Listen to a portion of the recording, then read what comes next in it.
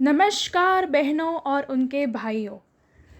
Today bio expert आपके लिए लेकर आया है कुछ ऐसे टिप्स एंड ट्रिक्स जो अगर आप अपनी एग्ज़ाम में अगर उस तरह से आंसर्स लिखेंगे तो एग्ज़ामिनर आपको आराम से अच्छे मार्क्स देंगे। ठीक है, मेरी ना एक बात एकदम ध्यान से समझ लो यार कि एग्ज़ामिनर ना बहुत आलसी इंसान होता है। ठीक है, मतलब मैं बेइज्जती नहीं कर रही हूँ बट मैं बता रही हूँ क्योंकि जिस हिसाब से उनको पेपर चेकिंग करने होते हैं, उन्हें बहुत सारे पेपर एक साथ चेक करने होते हैं।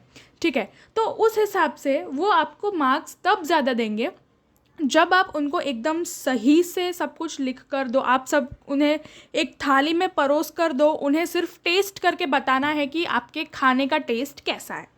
ठीक है, तो now how to score full marks in class 12th boards हम हर एक सब्जेक्ट के वाइज देखेंगे। ठीक है, physics, chemistry, biology, mathematics. Okay, so let's start with our first subject that is physics. ठीक है, सबसे पहले जैसे ही आपके हाथ में पेपर है ना, देखो सबसे पहले तो 1 आवर आपका एमसीक्यूज का होता है, तो वो तो आप खुद करोगे। ठीक है, जैसे ही आपके हाथ में क्वेश्चन पेपर आए, ये नहीं कि आप लिखना शुरू कर दो, 5 मिनट ना पहले पूरा पेपर रीड करो ताकि आपको पता चले कि कौन से क्वेश्चंस पूछे गए हैं। ठीक है, नेक्स्ट इज टाइम मैनेजमेंट। देखो क्या होता है ना कि हम कभी कभार इतना आराम से लिखते जाते हैं कि टाइम ख़त्म हो जाता है लेकिन हमारा पेपर ख़त्म नहीं होता। मैं अपनी खुद की बात बताती हूँ, मेरा खुद का ना बोर्ड्स में 8 मार्क्स का छूट गया था। तो ये सब जो बता रही हूँ वो ऑफकोर्स मैं अपने एक्सपीरियंस से बता रही हूँ, है ना। तो सबसे पहले टाइम मैनेज कर लो कि चलो 2 मार्क्स का क्वेश्चन है, जितने भी 2 मार्क्स के क्वेश्चन है मुझे इतने टाइम में ख़त्म करने हैं एनी हाउ। खुद पर एक प्रेशर बना दो कि भाई मुझे इतने टाइम में ये चीज़ ख़त्म करनी है, नहीं बनाओगे तो पेपर कंप्लीट नहीं होगा। ठीक है, सो सबसे पहले क्या करना है, time management. Next is right answers according two marks. देखो अभी ना क्या होता है कि 2 मार्क का अगर कोई क्वेश्चन हो तो हम क्या करते हैं ना, उसका लंबा चौड़ा आंसर लिखते हैं, ये समझ कर कि जो एग्जामिनर है वो हमको फुल मार्क्स दे देगा। भाई उसने जितना पूछा है उतना ही लिखो, ज़्यादा एक्स्ट्रा लिखने में तुम अपना टाइम बर्बाद कर रहे हो। जितना पूछा है उतना अगर तुम ढंग से लिखोगे तो वो बंदा या बंदी तुम्हें मार्क्स दे देंगे।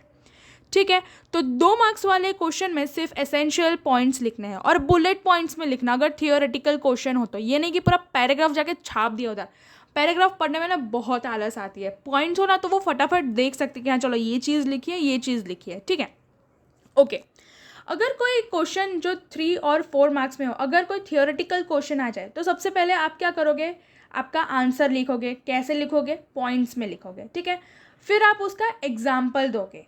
ठीक है, फॉर एग्जाम्पल अगर सेमीकंडक्टर एन टाइप या पी टाइप सेमीकंडक्टर का कोई क्वेश्चन पूछ लिया थियोरेटिकल, तो आप उसका एग्जाम्पल ज़रूर मेंशन करोगे वहाँ पर क्योंकि एनसीईआरटी में दिया गया है। ठीक है, अगर 3 या 4 मार्क्स का हो तो ट्राई करो कि आप उसमें डायग्राम ड्रॉ करो ही करो, क्योंकि डायग्राम से एग्जामिनर्स खुश हो जाते हैं। और सिर्फ ड्रॉ मत करो, उसे सही ढंग से लेबल भी करो। ठीक है, अब बात आए कि अगर सॉल्विंग वाले क्वेश्चंस हो तो सबसे पहले ना पेपर जिसने बनाया है उसकी थोड़ी इज्जत कर लो। उसने जो इतना तुम्हें लिख कर दिया है क्वेश्चन, पहले लिखो गिवन कि जो डेटा तुम्हें दिया गया है, फिर जो फॉर्मूला तुम्हें अप्लाई करना है वो लिखो। अब फॉर्मूला लिख दिया, फिर क्या करते हैं ना लोग कि डायरेक्ट आंसर स्टार्ट करते हैं। नहीं, फॉर्मूला कंप्लीट करने के बाद वो फॉर्मूला है क्या, लाइक मैंने यहाँ पर एक एग्जांपल लिखा है V=IR। तो V का मतलब वोल्टेज है, I का मतलब करंट है, R का मतलब रेजिस्टेंस है, तो ये लिखना पड़ेगा। तुम ना पेपर ऐसे ही लिखो कि तुम ऐसा इमेजिन करो कि सामने जो बंदा या बंदी तुम्हारा पेपर चेक कर रहा है उसको कुछ नहीं आता, उस हिसाब से तुम पेपर लिखो। ठीक है, फिर लास्ट में तुम आंसर लिखो। आंसर लिखने के बाद यूनिट लगाना मत भूलो। मैं बता रही हूँ, अगर तुम्हारा सारा मेथड, पूरा आंसर, सब कुछ सही होगा, अगर तुमने यूनिट नहीं लगाई तो तुम्हारे बेवजह के मार्क्स कट हो जाएंगे। ठीक है, और हाँ, आंसर और यूनिट जो तुम लिख रहे हो ना उसके आजू बाजू एक बॉक्स बना दो। तो क्या है कि जो एग्जामिनर है ना उसकी फटाक से नज़र तुम्हारे आंसर पे पड़ेगी, तुम्हारा मेथड उसे सही ढंग से दिखेगा, तुमने फॉर्मूला भी लिखा है, तुमने अच्छे से सॉल्व भी किया, तो वो तुम्हें छटाक से मार्क्स दे देगी। ठीक है, तो यूनिट मत भूलना और डायग्राम को लेबल करना भी मत भूलना। ठीक है, अगर तुम्हें डिफरेंसेस पूछे हो कहीं पर भी। तो डिफरेंसेस कभी भी पैराग्राफ में मत लिखना। अगर एन टाइप या पी टाइप का पूछा तो ये नहीं कि पहले पूरा एन लिखे फिर पूरा पी लिखे, नहीं, टेबल फॉर्म में ही डिफरेंस लिखना, ये बहुत ही इफ़ेक्टिव चीज़ है, ठीक है। अब क्या होता है ना कि कभी कभार हमें कोई क्वेश्चंस नहीं आते हैं एग्जाम में, तो हम क्या करते हैं कि उसी पर अटके रहते हैं और उसमें हमारा टाइम चला जाता है। तो हमें क्या करना है कि जो भी क्वेश्चन हमें नहीं आता है ना, हमें उसके लिए जगह छोड़ देनी है, ठीक है। लास्ट में टाइम बचे ना बचे वो सब छोड़ो, बस उस क्वेश्चन या मतलब उस आंसर के लिए तुम जगह छोड़ दो। अपना टाइम उस क्वेश्चन के पीछे वेस्ट मत करना जो तुम्हें नहीं आता, वरना जो तुम्हें आता है वो तुमसे छूट जाएगा, समझे। ये कुछ इंपॉर्टेंट पॉइंट्स है जो आपको फिजिक्स का पेपर जब आप देने जाओ तब ध्यान में रखना है, ठीक है। टाइम मैनेजमेंट सबसे ज़्यादा इंपॉर्टेंट चीज़ है, ये चीज़ मत भूलना वरना बहुत पछताओगे, ठीक है। Next is chemistry. जब आप केमिस्ट्री का पेपर लिखने जा रहे हो तभी भी वही पॉइंट आता है ना, टाइम मैनेजमेंट तो आपको आना ही चाहिए। नेक्स्ट इज कि जैसा मार्क्स है, मतलब जितने मार्क्स है उस हिसाब से आंसर लिखो, है ना। बहुत सारा लिखोगे 2 मार्क्स में तो 2 के 3 वो नहीं देगी, 2 पूरे दे सकती है, 3 नहीं देगी। और देखो मैं ना एक सिंपल सी सीधी सी बात बताती हूँ कि अगर तुम कोई थियोरेटिकल आंसर लिख रहे हो ना, तो ये चीज़ की कोई गारंटी नहीं है कि तुम्हें 2 में से 2 मार्क्स मिलेंगे, अनटिल एंड अनलेस तुम वो चीज़ एकदम परफेक्टली नहीं लिखता, ठीक है। तुम्हें 1.5 मैक्स टू मैक्स देंगे, उससे ज़्यादा उम्मीद वो कम रखना, ठीक है, क्योंकि ये रियलिटी है। मैं पेपर लिख चुकी हूँ, मुझे पता है, ठीक है। नेक्स्ट इज, अगर आपका क्वेश्चन है कोई भी केमिकल रिएक्शन या ऑर्गेनिक रिएक्शन का कोई क्वेश्चन हो, तो आप या तो ड्रॉ करोगे या तो लिखोगे। उसके नीचे लिखो कि आपने क्या ड्रॉ किया है या क्या लिखा है, ठीक है, ओके। फिर आप उसको जिसके साथ रिएक्ट करवा रहे हो उसमें भी आप सेम ही लिखोगे कि इसके साथ रिएक्ट करवा रहे हो, और ये जो भी चीज़ आप ड्रॉ कर रहे हो लिखो कि वो क्या है। पेपर चेक करने वाले को नहीं पता है वो क्या है, ठीक है। नेक्स्ट आप आंसर लिख दोगे, आंसर भी क्या है, आपका जो प्रोडक्ट है वो क्या बना है वो भी लिखो। द मोस्ट इम्पॉर्टेंट थिंग, हम लोग क्या करते हैं ना, टेम्परेचर और ये सब भूल जाता है। हम क्या करते हैं, हम बस रिएक्शन लिख के आ जाते हैं और एक्सपेक्ट करते हैं कि वो पेपर वाला हमें फुल मार्क्स दे दे। क्यों, तुम्हारा चचा लगता है क्या? अगर लगेगा तो भी तुम्हें फुल मार्क्स नहीं देगा, क्योंकि जो तुम्हारा पेपर है, तुम्हारा एक ही पेपर तीन से ज़्यादा लोगों के पास तो चेक होने के लिए जाता है।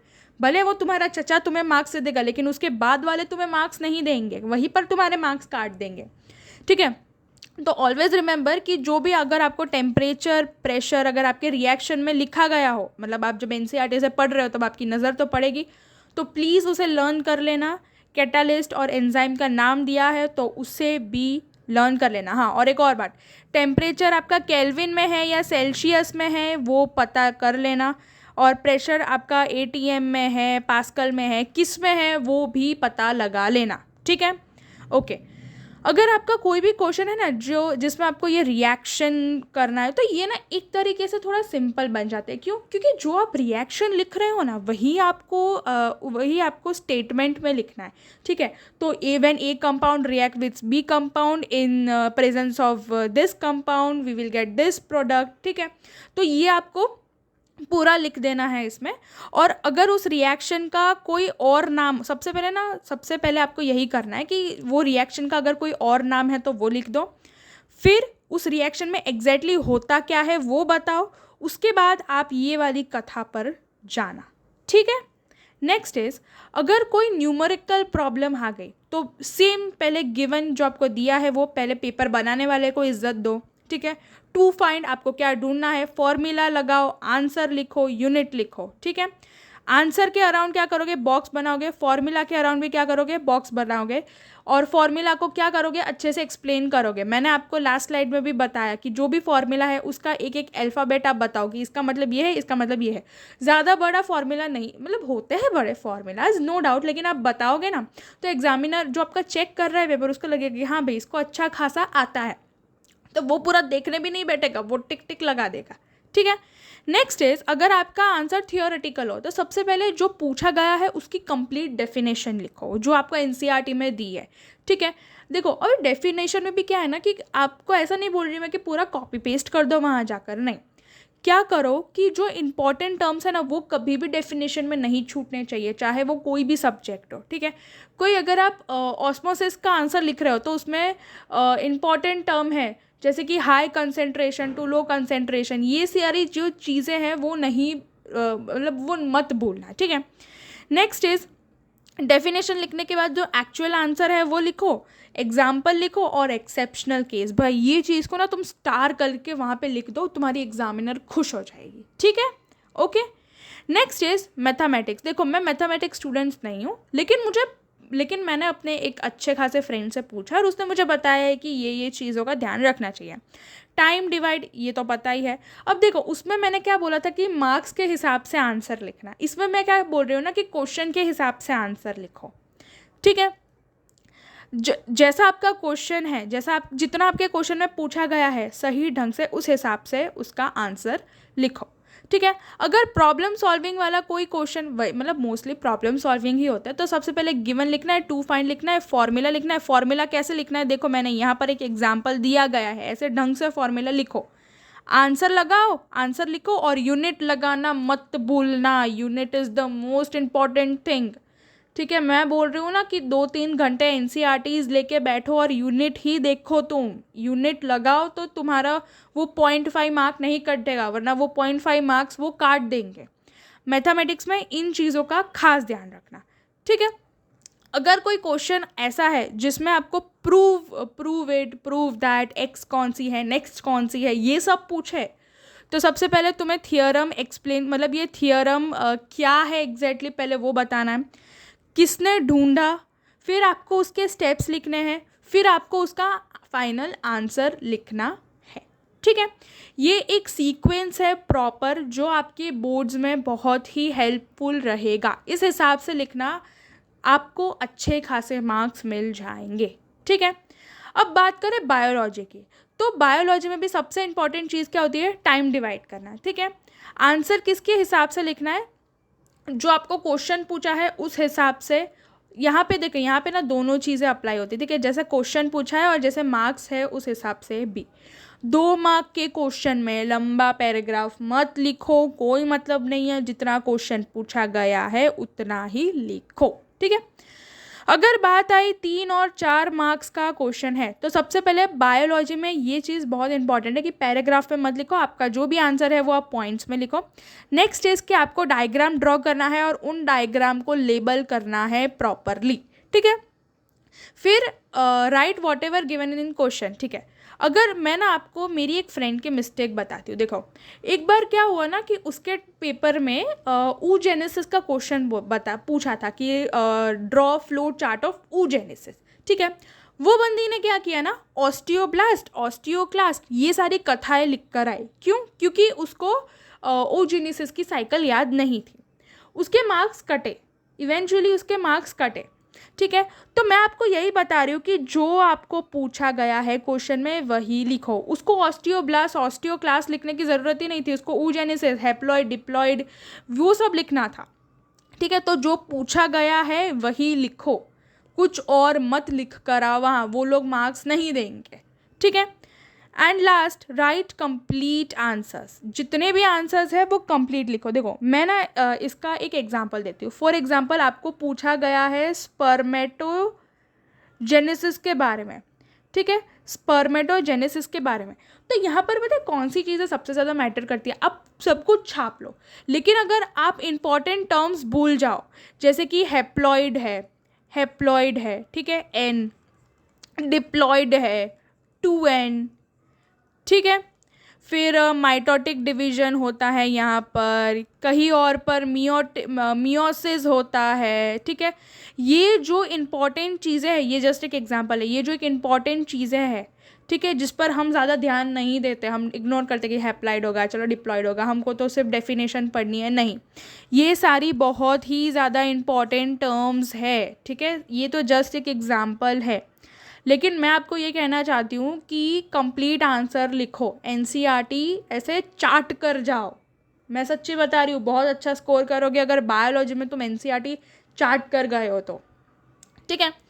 सो ये मेरी गाइडेंस थी मेरी साइड से, I hope you will like it. और हाँ, एक और बात कि मैम अभी तो टाइम चला गया, आप लास्ट मोमेंट पर ये वीडियोस लेकर आए हो। देखो आपकी प्री बोर्ड्स चल रही होगी, नहीं भी चल रही है तो एक काम करो, प्रीवियस ईयर के क्वेश्चन पेपर्स उठाओ और सॉल्व करना स्टार्ट कर दो उन्हीं तरह से जिस तरह से मैं आपको बोल रही हूँ। एक बात ना हमेशा याद रखना, एक एवरेज स्टूडेंट और एक टॉपर स्टूडेंट में यही डिफरेंस होता है कि वो दोनों अपने आंसर्स को रिप्रेजेंट कैसे करते हैं।